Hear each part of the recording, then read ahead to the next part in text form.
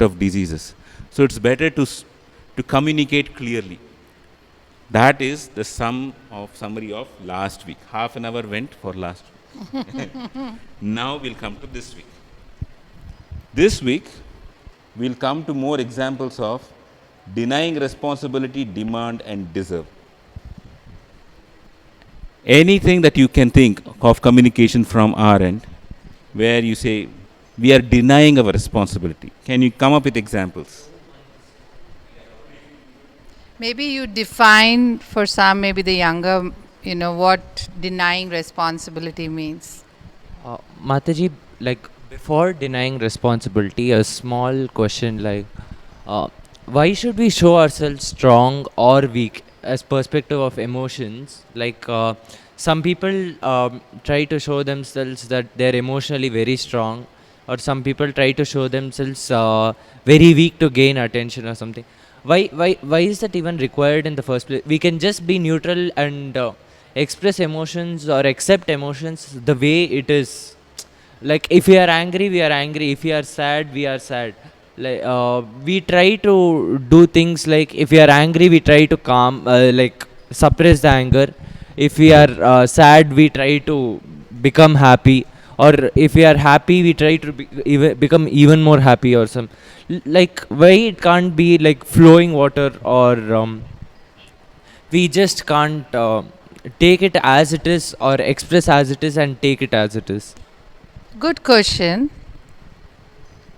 There is no cookie cutter answer for this, because for each individual to be angry or to be happy, or the reasons are very different. For some to be, like for instance, to be strong, for different individuals it's different. For some, exhibiting external strength may stem from actually a very weak position. Internally, emotionally, they may be very weak, but they have been told, maybe especially like the example that Prabhu used last week, and this just now also he used, men should not cry. If a young man has a father, every time he falls and he gets hurt, since he's a child, the way, at least in our generation, many boys grew up like that. I don't know how it is in this generation in India, but my generation, they were told, come on, it's just a little scratch. Boys don't cry. Boys need to. So there's a cultural component to that, like certain perceptions and role. I would say role playing, but roles that genders have. And depending upon that, there is a gender definition of how the behavior needs to be. And for some people, if they are attention craved, now for some people, why do people show themselves as weak and get it? You answered that question by saying because they are needy and attention-driven people. So they know that if I come across pavam, poor me, then I get all the attention of the people as a kid, because that it all starts in childhood. I get the attention of this teacher when I go with, sorry, and the teacher will melt. And the boy, I used to see in my class, the boys could never do like this, but the girls will be like, immediately the tears will come, everything will come, and the teacher will say, oh, it's okay. And the boys, you foolish fellow, So the boys would be, hit more than the girls. I don't know if the culture in schools have changed.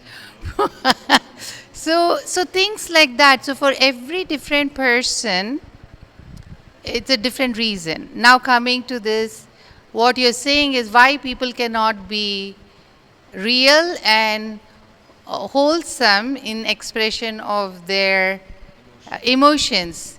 And that's why you have this kind of discussions to come. First you have to acknowledge that my emotions, the way I express, they are not wholesome. Most people, if you actually, you guys are in a good age group. You can look at the adults around you. They think they are very, My generation, they think they're very, because when I was growing up, that's how I used to look at all the teachers and my relatives. They all think they're very experienced, mature, wise people. But so many times as a young, like, high schooler or a middle schooler or a college going, I say, come on, like, how can you want me to respect you, but the way you talk, the way you behave here, I don't feel like giving you respect. So, and of course, I was a tomboy, so I rebelled. But my sisters, like, obliged, So, my second sister was a very nice, She's so sweet. Idi, useless. Like, I don't know what will happen to her. But me being me led to actually realizing that I need to not become like that when I grow up. Because I can't change my uncles, I can't change my teachers. But what I realized as a young youth, and that's why I'm sharing with you, is don't judge them. It's between them and Krishna or between whatever. It's their life, they need to. But as you are becoming young adults, you need to say, I don't want to be that. And that was my journey in Krishna consciousness and emotional healing, in that to learn the healthy way so I don't dump things on my son. So, and the anger, actually, when you go, if you do the detail, study of empathetic communication, we do deal with anger, depression, sadness. What's the healthy way of addressing those things? So, because emotions are not, because if we say that we should not express, we should be neutral, then that is impersonalism. Because you can never, Krishna says, as long as you have senses want to be engaged, which means there are emotions involved, right? Did I answer your question? Yes, Mantra. Like the last point you said, Loud, they won't be able to hear. the last point that you said of how to deal with anger and different emotions. Maybe if you can spend 2-3 minutes on explaining like that. Like specifically with anger? Any one or two emotions you can take. Maybe not. Can I maybe not only anger, Mataji, but Pick an emotion that you think is more relevant to your age group. like the fear. Like we are left out of the group, Mataji. I think everybody have insecurity feeling of Depression? Okay. Depression and the feeling feeling left of out. insecurity, Mataji. Insecurity. Yeah. Loud. Anger also. Okay. So basically, anger, depression, and insecurity, any of those negative emotions, whatever the negative emotions, they're actually a call for being actually, or a need, a call or a need that to be understood, or, yeah, I would say the need to be understood. When somebody expresses anger, or opposite of anger is depression, because you're not able to, because anger is an external expression, it comes out. But when you're not able to express it in the external emotion, you keep it internal, it becomes depression because you can't express it. And insecurity comes from perceptions, and the perceptions that you, unfortunately, it's the adults around you, how they dealt with you, what was your experience growing up. And because when a child is born, when the soul comes into a body and a child is born, it doesn't have a sense of good, bad, right, wrong. Where does the child learn good, bad, right, wrong? From parents. Because even before you go to school, it's the parents. Don't do this, that's wrong. If you're a good girl, behave like that. If you do this, you're a bad boy. So the good and the bad comes from actually, unfortunately, parents. And my teacher told us that if your parents knew better, they would have never used that language. So that's where your empathy comes. Because sometimes we get very, in your age, because I went through that age where I would be angry. I went through, it's very natural. So don't say I'm a bad person because I get angry with my parents. But as you mature, like me today, when I'm 50, I can look at my parents with empathy because I have gone through life and I've seen things, I've matured. So depression, anger comes from unmet needs. Insecurity comes from a wrong perception that people have about you, and unfortunately you started believing those perception to be you, and that becomes a reality. And because you are identifying with something that is not you, then you become insecure because you don't have confidence, because actually you don't identify with that, but you're made to believe because people around you say. Like for instance, one of the uh, things I was taught, I grew up with a perception. She's very naughty, she's very outspoken, so she's not very cultured. I grew up with that perception. I had to fight through my school days. Fortunately, my parents didn't do that. And that's why I could fight through that in my teenage years, because my parents they never made me feel that.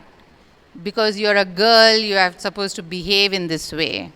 My dad and mom gave me a lot of freedom, but my uncles had a problem. My teachers had a problem. So I had a 50-50. 50% I was confident, 50% I was confused, because not confused, I was angry. And I had, growing up, then I met my husband, who was my boyfriend. And he doted, and he's still my husband, and I have been together for 34 years. Even today, even my son will say, he dotes me like anything. Even today, after all that, I'm really surprised.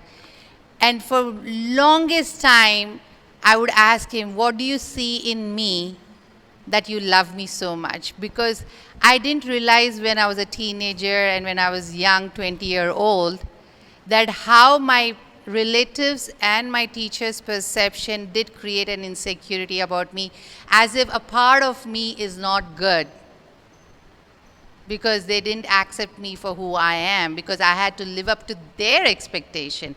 And that's not my problem. But a child doesn't understand that. We make it our problem and we think that something is wrong with us. So when I came across somebody who just loved me, my husband even today, he said, "You are such a hippie." So I said, how can somebody who is, I'm a hippie, whatever he says, but how can somebody love me so much? And he said, how many times will you ask me that? And that's when I realized, I have to heal here. And the reason that also prompted is my spiritual master loves me, and he has never told me that. Some devotees did tell me, you need to talk very softly, you need to be a little bit like Mataji, because you're in a Hare Krishna movement. I said, go, I didn't read any of these things in Prabhupada's books. So you're not going to define me who I'm going to be as a Mataji in Hare Krishna movement. And I had to fight with this devotee, I was like, it was like a boxing match, literally, energetically. So I faced that in ISKCON also. But I had a spiritual master who accepted me the way I was. And how I knew he accepted me, he always gave me responsibility or, services. And I was part of taking care of the youth, young women. So if I was really that bad, he would not entrust me with the development of character of young people. So then I knew that. So then these two people were the most important people in my life, my husband and my spiritual master. When they accepted, finally, I could transcend that. Of course, I had to do my healing work. Healing work means, doing this kind of work. So some of you may not have even the support of your parents, like I had, but you may not have. So, but it's not by chance that today and last week you were in the Sunday your sessions, and I happen to be here. It's not an orchestration of Krishna. Something at some point in your life you were wanting something, and Shyam Kund was inspired by this, and then he realized, oh, Mataji is here. But I told Shyam Kund, in December my husband will be here. He's an expert in this, and he deals a lot with parents and children. So I told Shyam Kund, when he comes, do a proper workshop where you spend like Saturday, Sunday, a decent amount of time, not just an hour of Sunday school, so that you really learn life skills. Because now you're at an age, whatever your parents, teachers, relatives have done, the damage has been done. You cannot get on their case and be upset with them. Because, again, if they knew better, they would have done better. But now, you do better for yourself. So you don't pass it on to the next generation. Did I answer your question? Yes, Mataji. Yes. Thank you for asking. It's instead of having an agenda, that we have an agenda and we need to cover, but this is more meaningful because it's more relevant for you. And as far as your anger is concerned, just briefly, and depression, understand that it comes from an unmet need. You understand when I say unmet need? Ask yourself what that unmet need is. Write it down. And if you feel safe in your community, anybody that you can talk to, reach out to them who know how to do it. Honestly, in Hare Krishna movement, 99% of the people all think that I've read Prabhupada's books, I've given my Bhakti Shastri, Bhakti Vaibhava, I'm an expert. And the reality is there's only 1% in our entire movement who is actually an expert on these topics. So you really pray to Krishna that you find the right teacher who can help you through these emotions. And don't feel the pressure that it has to be my parents, or it has to be my mentor, or it has to be my temple president, or this. Please connect with the heart, with that person, and then disclose your heart, because this needs a lot more hand-holding and coaching. If you trust Shyam Kund Prabhu, you can talk to Shyam Kund Prabhu. If it's still not comfortable, it's okay. I'm even afraid to say you can reach out to me if you really feel life is hopeless and you don't have any other door open to you. I'm there. Because that's the reason I don't do these sessions, because my heart always, because I went through a lot in my teenage years.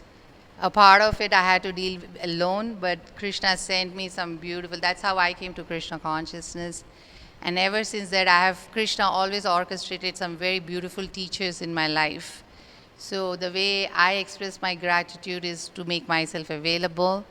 So I would say, if you don't find anybody in your community, in school, in family, in your temple, you can reach out to me. Okay? The point I'm making is, don't feel that you're alone. You have a support thing. Pray to Krishna, he will send somebody. Okay, Shyam. Okay. That was a totally impromptu invitation. that was- Sorry. So now we come to number 3 and number 4, demand and deserve. Before we come to number 4 also. Number 2, denying responsibility is in general that we are not taking responsibility for our own feelings and emotions. Escapism. General escapism. We normally people ascribe escapism to an activity that is given to us. But in the field of empathetic communication, Yeah, like I meant with the emotions. Prabhu. yes, Like I meant with emotions. For example, if we are angry, or we don't like what the other person is speaking, or we are not able to accept, the first thing we do either tries to walk out of the place, or ignore the conversation, or try to change the topic. like if they're speaking something and we know it is we are vulnerable, or we are going to get into the situation where we are the one facing it, we try to change the topic or move away from that, or That is one kind of a response. The other kind of response is we put the responsibility on the other person. You are responsible for my feelings. Prabhu, What for you example, said, what you defined is what you like when you said escapism. Yeah, what you explained is escapism, but that is different from denying responsibility. There's a distinction. suppose I'm a leader of a project work in my school. That time, I don't do work.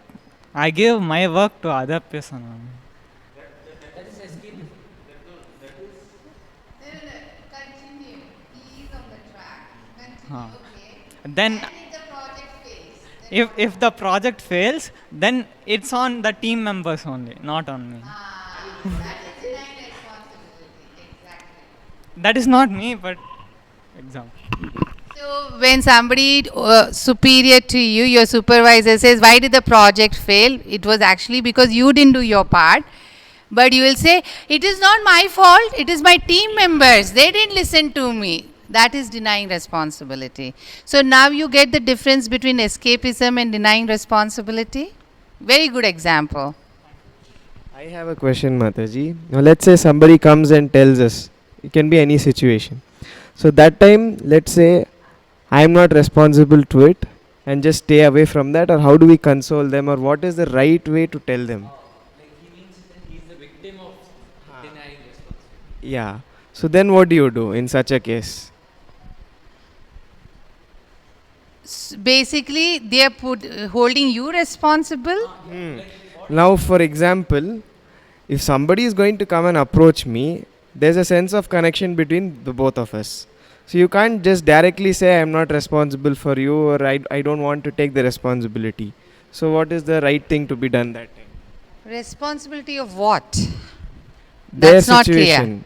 Now suppose they have Give undergone. me a random situation, because when you say responsible, but responsibility of what? Explain. Hold on. Then I'll come to you. Mataji, like for example, someone is approaching you and they are facing some problems or something in the life. They blame us for the problems. Oh, Okay, like Okay, because got of it. you, Okay, all got this it. is happening. good. Because I listened to you yeah, that day, yeah, yeah. I am Got facing it, all of got this. it. Now I got it. You were saying something. 1 minute, Mike.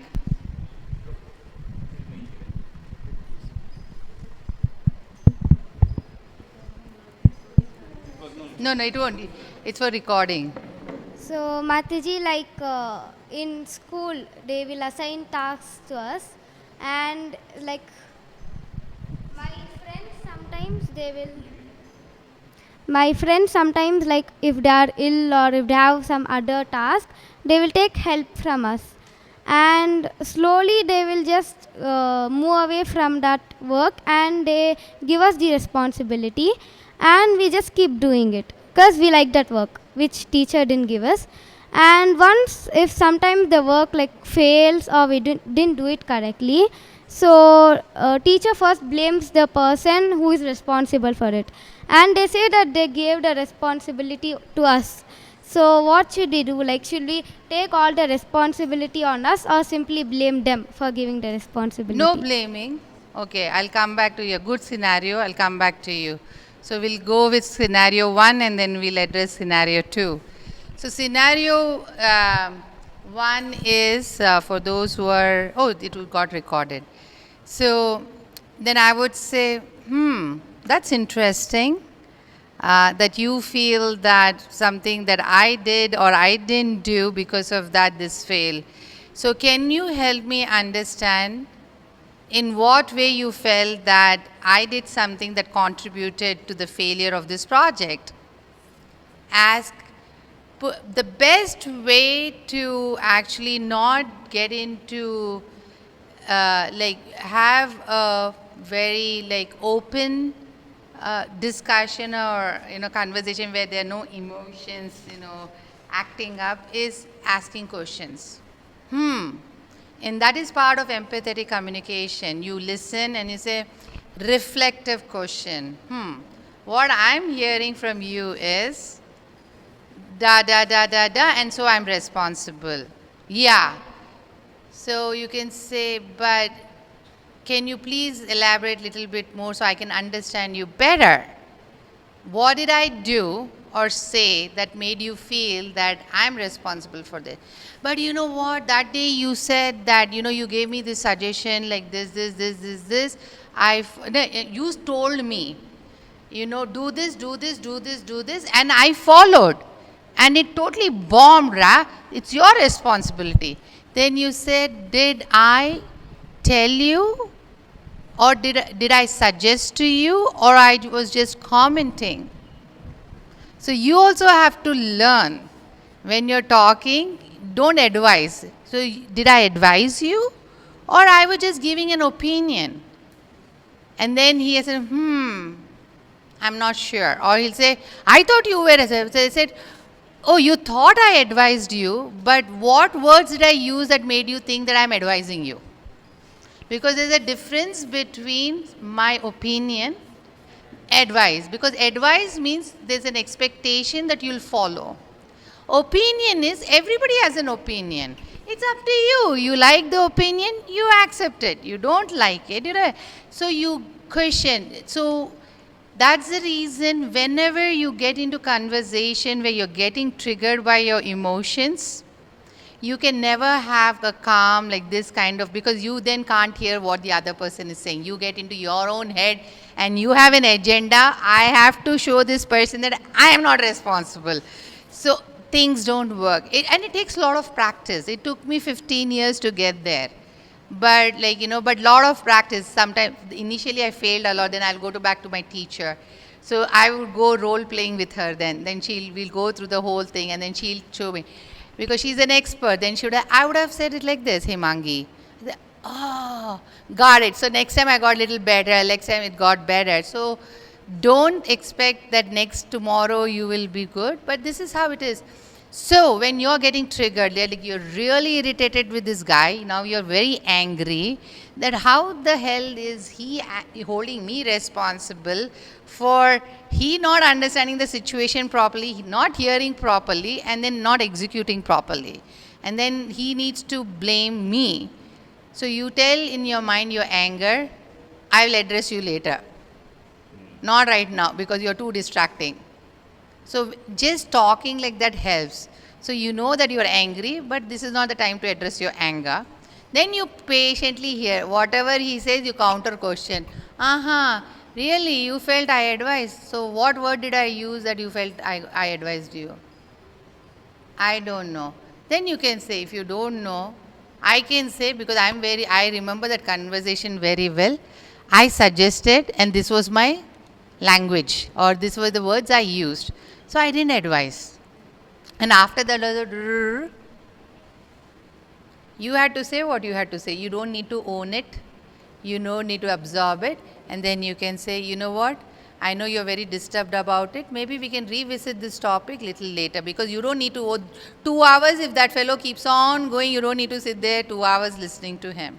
You can just say, I can understand. Maybe we can revisit this topic later, because I'm getting a little exhausted. Again, expressing your own need. I'm getting tired. I'm feeling exhausted. I need to take a break. We will revisit. All these things slowly, is all about empathetic communication. And your scenario, satisfied with the first scenario? Okay. Second scenario, you don't need to take the responsibility in the first place. So if the teacher gets upset, and then whoever was responsible, like the teacher, if the teacher focuses on you, you can tell, ma'am, I did it because I like something, and this is something I like to do, this project. She needed help. I jumped in.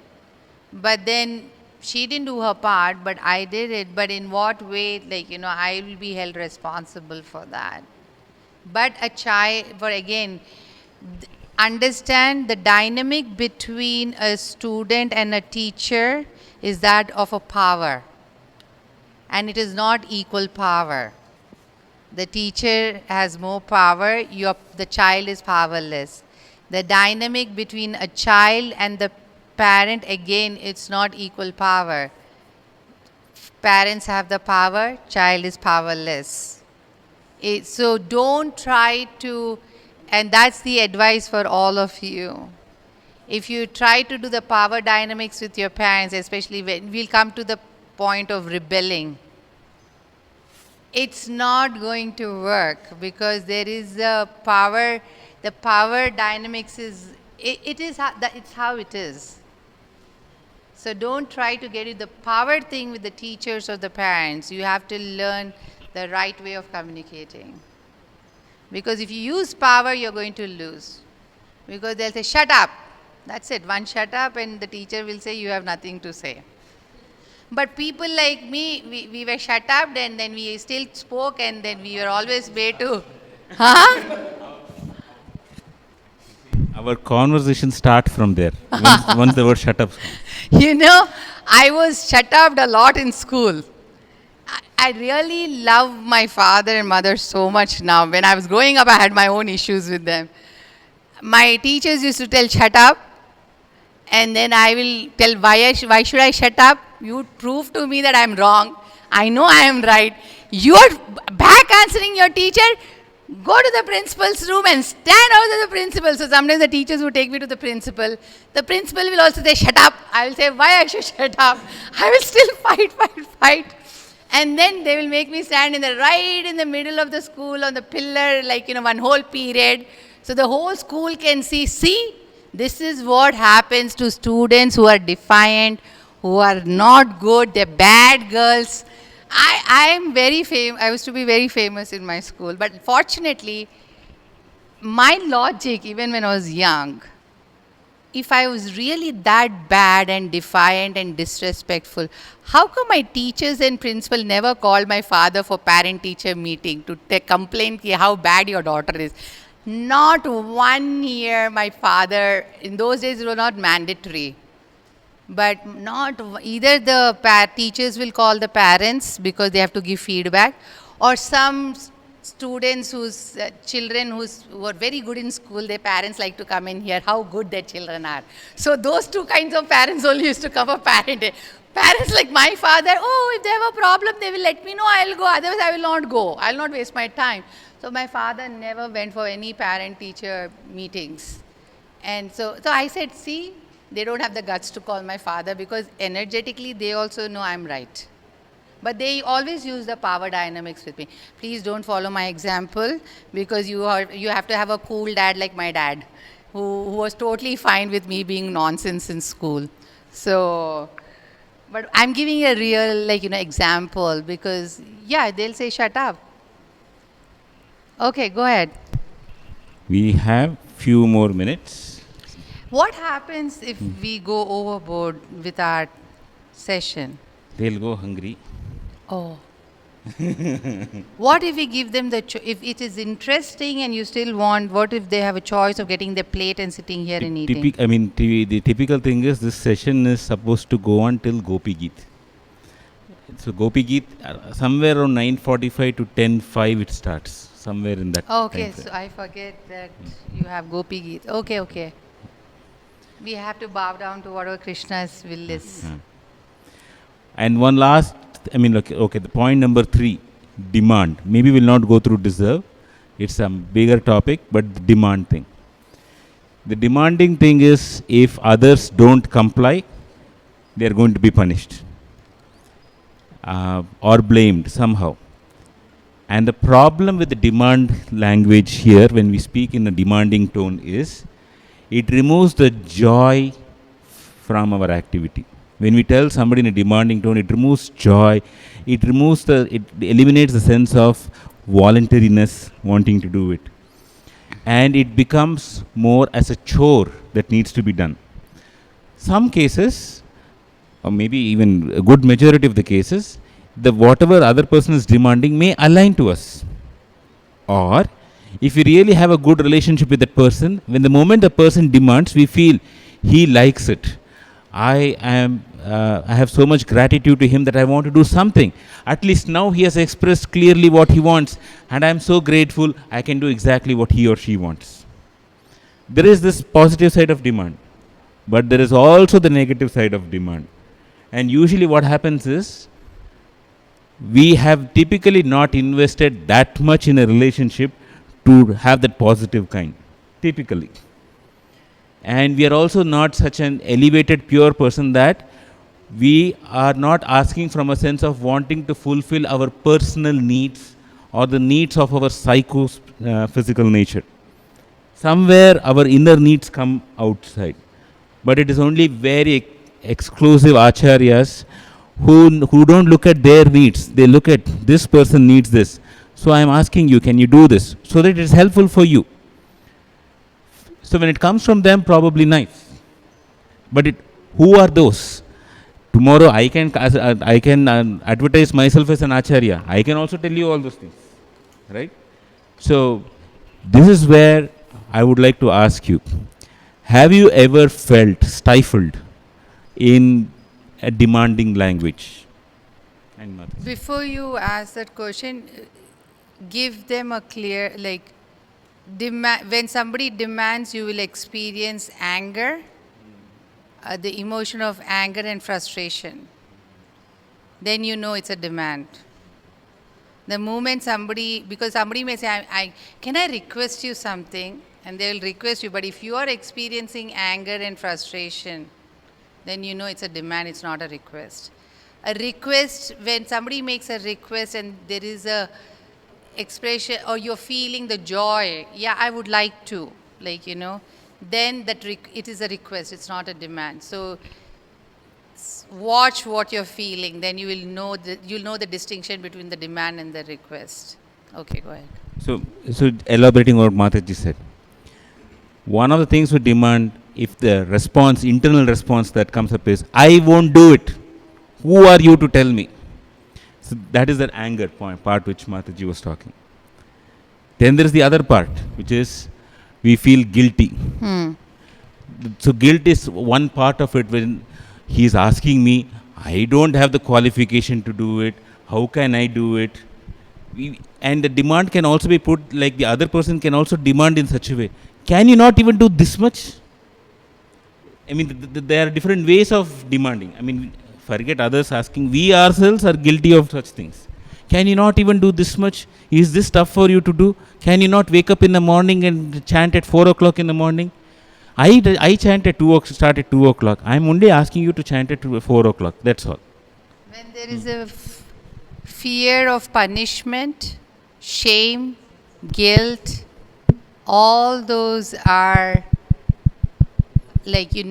actually demands are being made of you, from you. So, In the opposite scenario, like when you need to not necessarily demand, but you're in a place where you need to get the work done, and they're not listening to you when it's put as a request, and also you have the power dynamic. How do you still put it in a way that they do the work and you're still not come across as a rude or I want to apologize to you. yeah. I wanted to apologize to you. Can you repeat that? Because I got a little distracted with something of an example. Sorry, can you repeat that? I'm sorry. I'm just asking, like, in case you need to get work done, and when you request, they don't necessarily do the work, but also you have the right, like in the power dynamics, you're on the upper hand. How do you put across in a way that you don't come across rude, but also get the work done? Okay. It's easy. You go to your subordinate, because if there's a power dynamic, means he or she is your subordinate.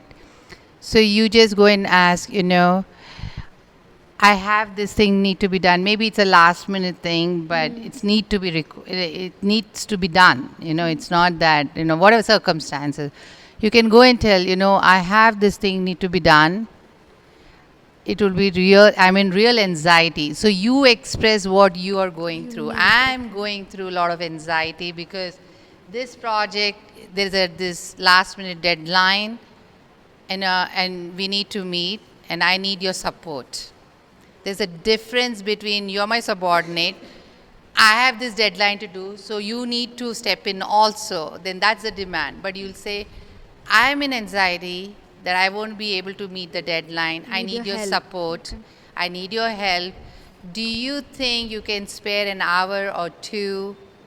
I know it may be putting a lot of pressure on you. So you are empathetic that they may be having situation at home or situation at work that he has other deadlines or she has other deadlines to meet. Is it possible? So you open a door for dialogue. So then the person feels, oh, let me see. Because people respond to people, if your request is reasonable, even though it is time sensitive, people generally want you. I'm like, what if it's not a request? What if it's their duty, which they are not doing? It is if you So it's a at that duty point you also. get If it is a irritated. duty also, and that person is not doing their duty, you know that if you'll say it's your duty and you go with that attitude, you're not going to get it. Yeah. So we So get you irritated, have we to. get So angry. even in that situation, I would say use this language, Okay. language of empathy, and they'll say, "Oh, I cannot do it." Unfortunately, then you have to spend get some. triggered. Yeah, you get triggered, but don't respond. But make a note. Make a note where you at that particular time moment, if the deadline tomorrow morning there's a deadline, you cannot get into your anger and this, and you may have to have a sleepless night. You have, it's a night out and you have to do it, whatever, or go and ask somebody else. But after at that point, don't react or give a feedback as the manager or whatever, one time, two times, three times. Then after, this is how I do, because I've been a manager. After 3 strokes, I invite the person. And because I have made it in my journal, I've written down the situation, date, circumstance, why they refuse, whatever. So keep a log of it.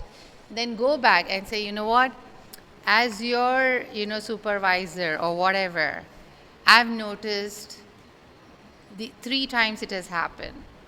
So please help me understand that when I make this request, how are you receiving it and what are you processing?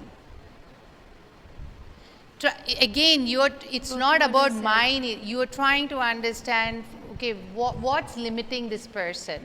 Because as a supervisor, it's a good supervisor or manager is the one who can not oh, he doesn't do it, I'll just do it. That's not going to help.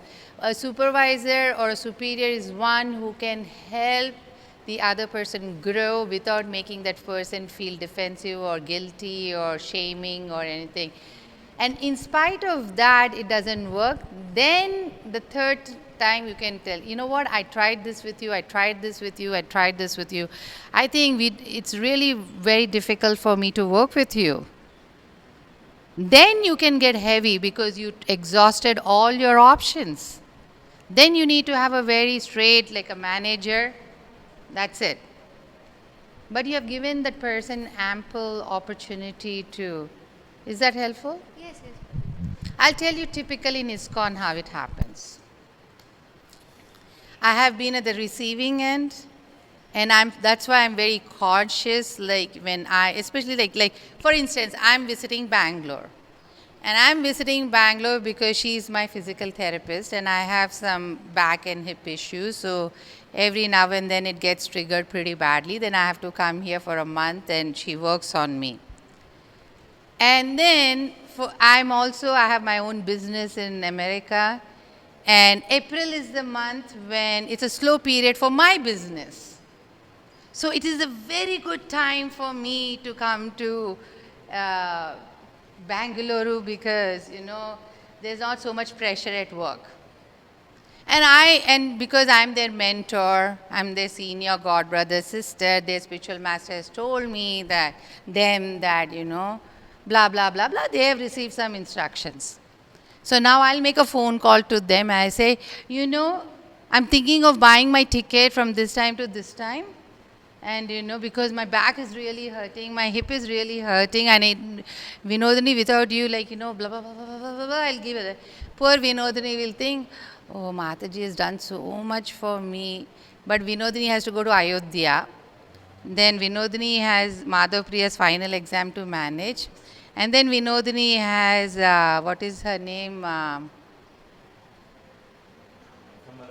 Prashanta Mataji is visiting them. So Prashanta Mataji is coming. So she's all stressed out now. How can I tell Himangi Mataji that the date she has picked, it may not work out, because we decided as a family to go to Ayodhya because Madhav Priya has got 4 days holidays. Now Mataji will think, what is this? Instead of serving Vaishnavas, you're thinking about your vacation. I'm sure you people have experienced something like this.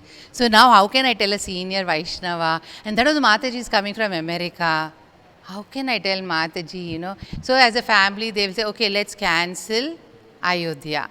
Now Madhav Priya is like all excited. I'm going to Ayodhya. And suddenly parents will go and say, Madhav Priya, you adjust. Mataji. We will not tell the adults to adjust. We'll tell the children to adjust. It doesn't look good. Adjust. And then, and then she, then she's saying, now, this Prashanta Mataji is also coming. Hemangi Mataji is also coming. So then slowly she will say, Mataji, can we adjust little bit? Then I'll say, oh, Prashanta Mataji is my senior. Okay, I will adjust. But something happens from my end. My dates after Prashanta Mataji finalizes. And then suddenly I'll tell, after coming to India, I tell her, it's not working for me. So I have to, she does my treatment. I go to Chennai to meet my sister. But something happens in Chennai. I feel that she needs to take a look at it. Prashanta Mataji is in her house. But I will demand. I also want to come now. I want to show this. But she is feeling that, how can I tell Hemangi Mataji, I cannot manage 2 senior Vaishnavas in my house. I don't have space in my house. I don't have... And then, she'll say, Mataji, it's up to you. You want to come now and go back to Chennai, or you can finish whatever you're doing in Chennai. And after that, you come to Bangalore, because she doesn't want to tell directly that. And I said, oh, so you really want me to come, or am I a burden to you that you're just giving me, if you want to come or not? Why you can't tell, Mataji, come to my house? I would like to serve you. But because I don't know Prashanta Mataji is there, so I'm thinking, and I'm not asking, oh, is from your side is something happening? I don't ask question. I just demand. Because I'm her mentor, I'm senior to her. At my beck and call, she needs to be there. Have you experienced this? As a temple president, I experienced a lot. People will last minute call me, we are coming to Chicago temple. They assume temple is big, there are brahmacharis in the temple. Brahmacharis have 100 things, and the moment I'll say, okay, in the middle of all the things you're there, get the guest room ready. And then they get to, I'm like, Mataji, we have our services. We have to develop servant mood. But right now we are in the middle of something, and now these people come, you want us to clean the ashram. Oh, this happens. We are very insensitive. We will never, all I could have told is, Vinodini, I know I changed my plans. It could sound little unreasonable, but I'm in real pain. But please let me know does this work, because my plans have changed. I don't want to disrupt your plans. And then she would have told Mataji, Prashanta Mataji is here, because then I'm inviting her to express. But when I demand, and I don't ask anything about what their situation is, and even when she's hinting, Mataji, maybe you can just go to the local, physical therapist, she'll give you little ultrasound, you'll be fine. She's giving me a hint that I'm not ready, but she can't tell me directly, don't come. So that's so this, I'm making it more real in devotee, because this gets hidden in many ways in devotee communities. I hope I'm not creating any... I'm purely speaking from an ISKCON manager's view, because I have experienced this. Yeah. From a regular workplace view? Loud. Or in general. There is a nice principle. This is one thing which Mataji emphasized a lot, is to say that When you say no, this is what I'm feeling, may I know why, etc. Those kind of questions Mataji said. There is also one another parallel track, which is a principle given by Radhanath Maharaj, which applies universally within devotees, in the world outside us, everything. First, have projects and then have people for the projects. Don't have people first. I'm sorry. I told the exact opposite. First, have people and then build projects for people. What we do is we have our idea of projects and then we try to fit in people for the projects. Or, to put it in a different way, when a leader does not enthuse the people around him who are working for his projects about the project, and when they have not given their full wholehearted commitment to it, it is tough to move. Or to put it a little differently, a leader has to spend time to say what is the greatness of this, not just for the company or for this organization. It has to be in that individual's life. A certain greatness has to come. I'll give the example of Modi. What does he say? We are reviving our civilizational roots. Thousands of years ago, India was a leader. I want India to be the leader again. He's making something better than what we all had for the past several years. That makes the people say, let me contribute. I may be a small contributor here, but 1,000 years later, my contribution will be useful for somebody else. People feel it. And very similar way, you have, as Honorable Chaitanya Maharaj saying, make Bangalore the first Krishna conscious city. It's an endeavor beyond our own selves, which we feel enthused for. So give a high goal, make the people have the goal for it. Work for that cause. That cause is one, and also that should come after interpersonal relationships amongst the people have been developed. Then you bring the project. Don't bring the project first, because then people will easily see through things saying you want me for the project. And even in the corporate world, we never order anybody, including our reportees. It is a request. And there is always a scope when the person whom the manager says, can you do this? He can come back and say no. And then again it goes as a second request, it goes as a third request, and then the manager says, okay, this person doesn't like it. I have two options. I have to find somebody else, or I'll have to take this person out to another place. But it is never forcing an individual.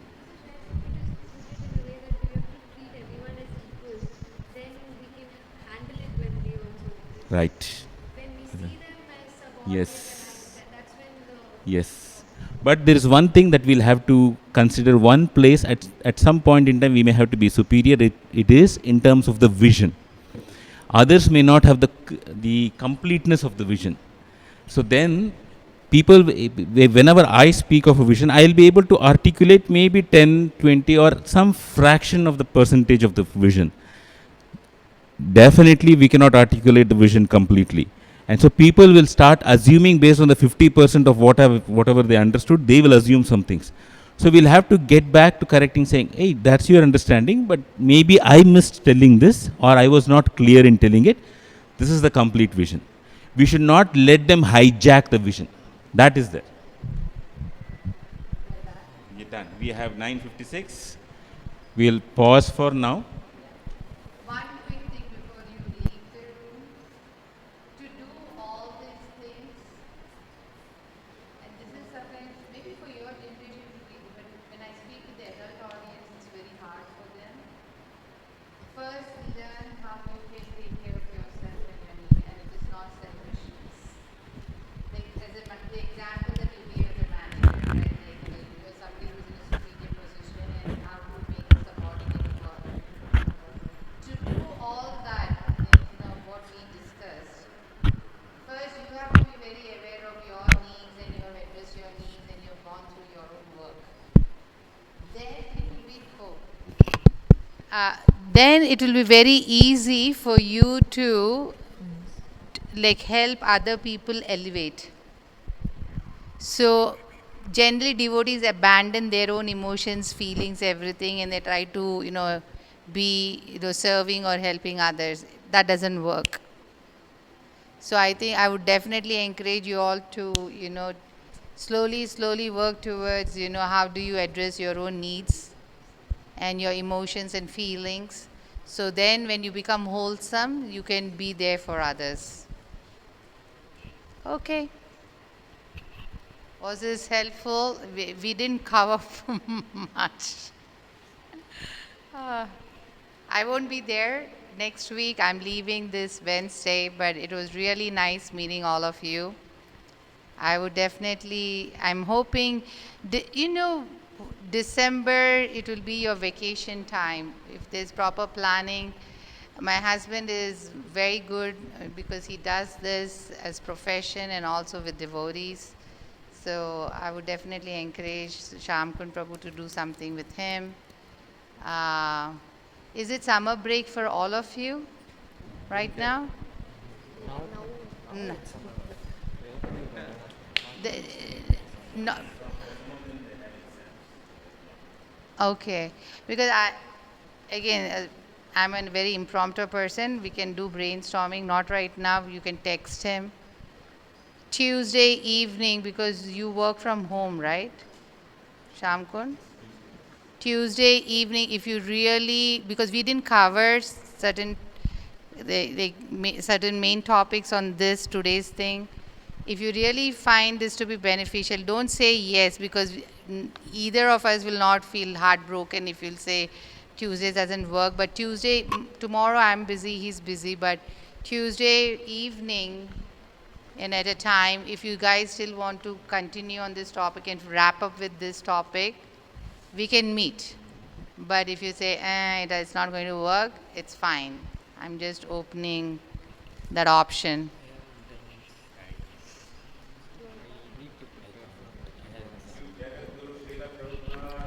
Jai. पतित पावन श्रील प्रभुपाद की जय, Srila Jai. गुरुदेव की जय। वाञ्छाकल्पतरुभ्यश्च Guruvyascha कृपा kripa सिन्धुभ्य sindhubhyo. एव च पतितानां पावनेभ्यो वैष्णवेभ्यो नमो नमः।